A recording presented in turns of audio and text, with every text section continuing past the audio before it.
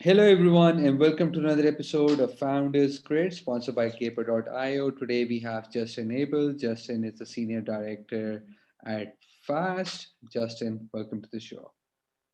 Thank you. It's a pleasure to be here.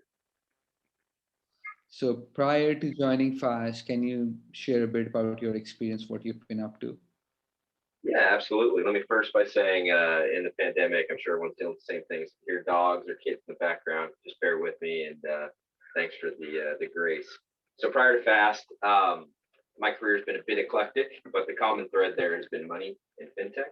So I started my career at the Federal Reserve Bank, where I held various operational roles and then managed teams of high currency cash operators who would process U.S. currency and get it fit for circulation back out in the U.S. economy. From there, kind of did my MBA and then went to Amazon.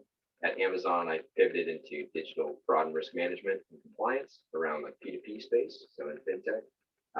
And then post Amazon, I went and got my feet wet at a high growth Series B startup, Remitly in Seattle, where I started as a fraud product owner. And then I pivoted over after about a year of doing that and helped scale our global operations team.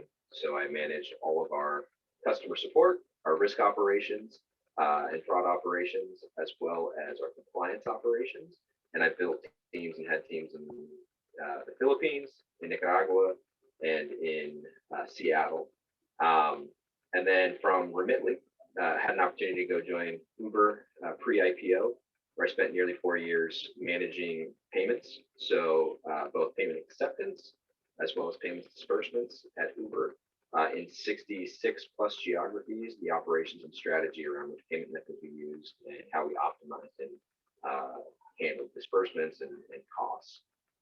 And then from there, had the extreme pleasure and opportunity to join Fast in Series A, so going even earlier than my prior startup experience, where I joined as a senior director of payments and risk, um, and have the sincere pleasure of working with what I think is one of the best teams ever assembled, and under the direction and guidance of Allison Barr, Alan, and Dom Holland, who have just an incredible vision for this company. Car. So, which brings me to my next question.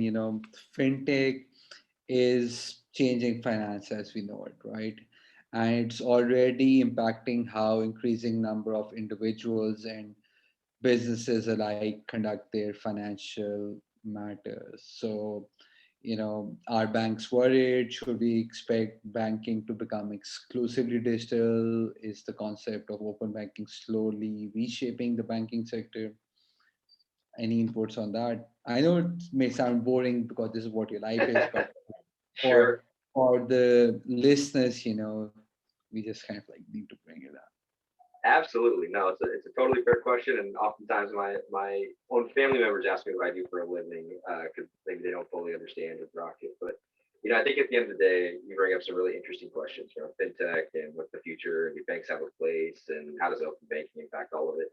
Yeah, just to be super blunt, I studied money and banking. I worked at the Fed, so I have a disposition towards banks being beneficial, somewhat understanding our macroeconomic policies and stuff. I certainly wouldn't claim to be an expert, but at least to have a little bit of understanding there.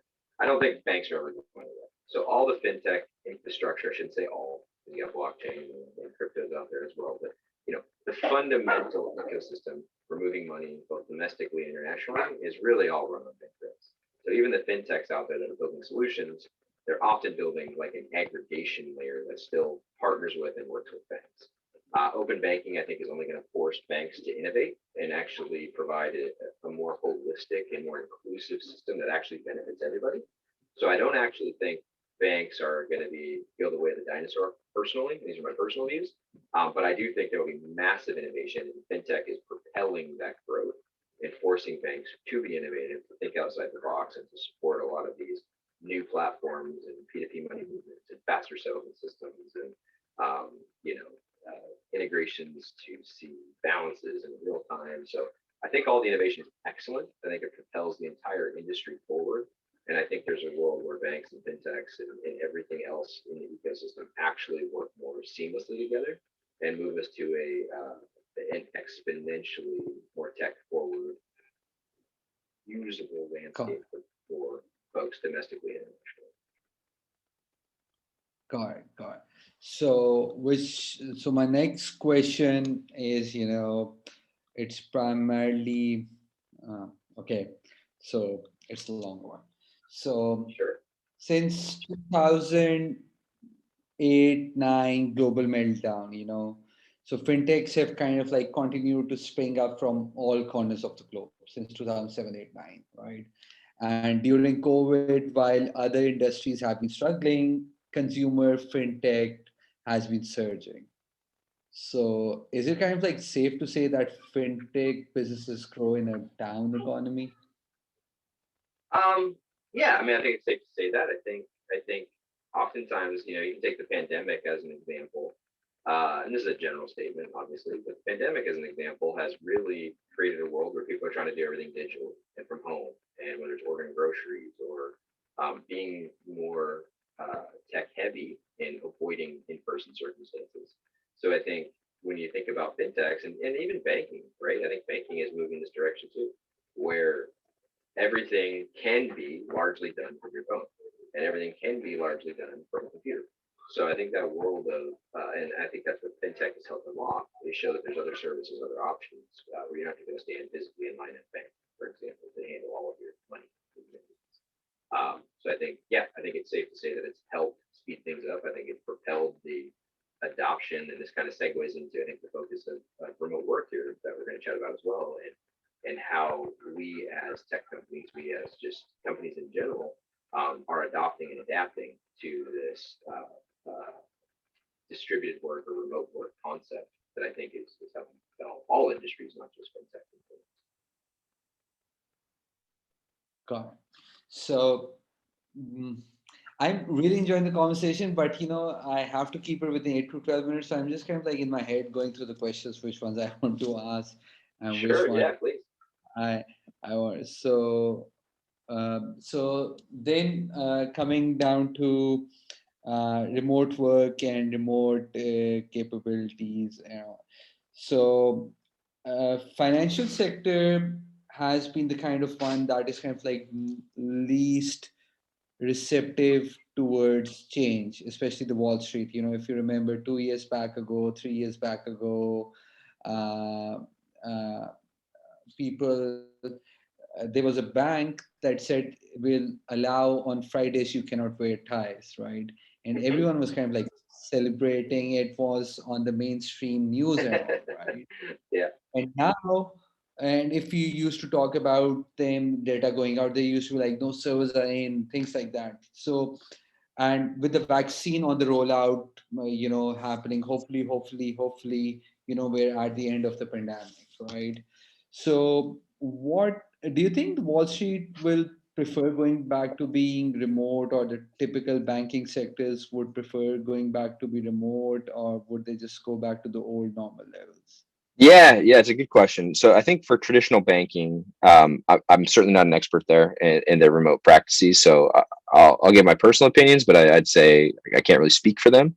My 2 cents is I know exactly what you're talking about with the suit and tie. I used to have to wear one to work when I worked in operations at the Federal Reserve Bank, and I would literally be climbing around shipping containers and in a vault, troubleshooting issues, and certainly wasn't fun wearing a suit and tie. So to see us evolve and be in a more, you see me in a a fast sweatshirt today, and this is normal attire for work.